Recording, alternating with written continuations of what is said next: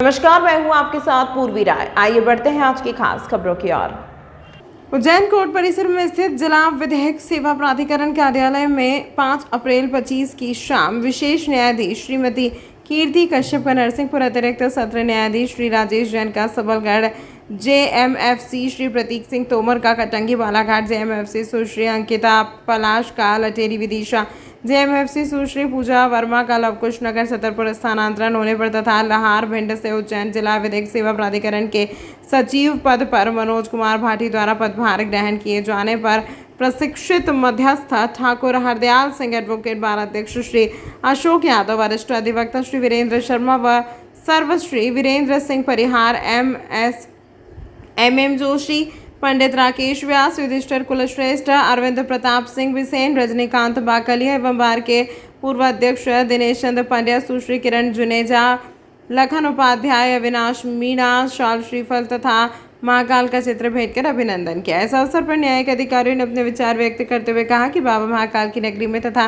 राजा विक्रम की न्याय स्थल में हमें न्यायाधीश के रूप में कार्य करने का सौभाग्य प्राप्त हुआ। हमारे जीवन की यह सबसे अनमोल यादें हैं। स्वागत सम्मान किया गया आज हमारे यहाँ पर पिछले 3 वर्षों से न्यायिक सेवा में कार्यरत आदरणीय श्रीमती कीर्ति कश्यप जो विशेष न्यायाधीश हैं वे तथा एडीजे राजेश जैन साहब, मजिस्ट्रेट श्री प्रतीक सिंह तोमर साहब, मजिस्ट्रेट अंकिता पलाश जी, मजिस्ट्रेट पूजा वर्मा जी का उज्जैन से स्थानांतरण होने पर आज हमने उनका शाल श्रीफल महाकाल का चित्र भेंट कर अभिनंदन किया। उनका कार्यकाल यशस्वी रहा और बाबा महाकाल से प्रार्थना की कि अगली जो पदस्थापना है वो भी कार्यकाल उनका यशस्वी करे, ऐसी मंगल कामना के साथ उनका अभिनंदन किया। किसके द्वारा ये सम्मान किया गया? अभिभाषक वर्ग की ओर से किया गया था। मैं प्रशिक्षित मध्यस्थ ठाकुर हरदयाल सिंह एडवोकेट, वरिष्ठ अधिवक्ता वीरेंद्र जी शर्मा साहब, एम जोशी साहब, वीरेंद्र सिंह जी परिहार साहब, अरविंद प्रताप सिंह जी बिसेन साहब, राकेश व्यास साहब आदि साथियों ने उनका अभिनंदन किया।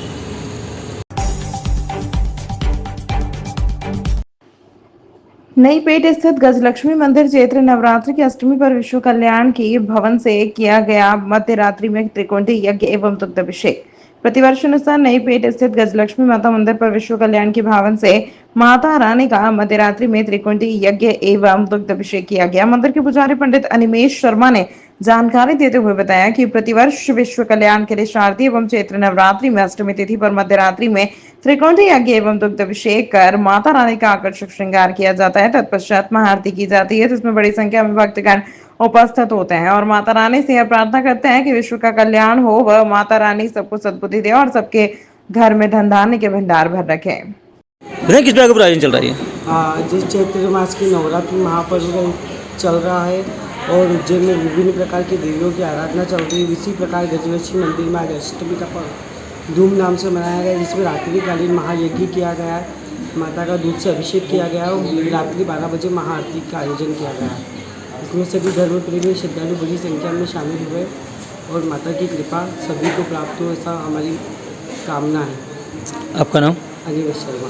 आयोजन चल रहा है? चैत्र मास की नवरात्रि महापर्व का अष्टमी पर्व मनाया गया, जो कि माता गजलक्ष्मी के दरबार में रात्रिकालीन यज्ञ और अभिषेक का आयोजन किया गया है और माता की महाआरती का आयोजन किया गया है, जिसमें सभी श्रद्धालु माता की कृपा पाने के लिए मंदिर पहुंच रहे हैं। किस प्रकार का अभिषेक किया गया है यहाँ पे? माता का श्री सुक्तम पाठ से अभिषेक किया गया है और ललिता सहस्रनामा वाली से यज्ञ किया गया है। माता गजलक्ष्मी का त्रिकुंडी महायज्ञ और दूध अभिषेक किया गया है और रात्रिकालीन महाआरती का माता की गई है। आज के दिन आरती करने का क्या फल प्राप्त होता है? अष्टमी रात्रि की पूजा का महत्व है।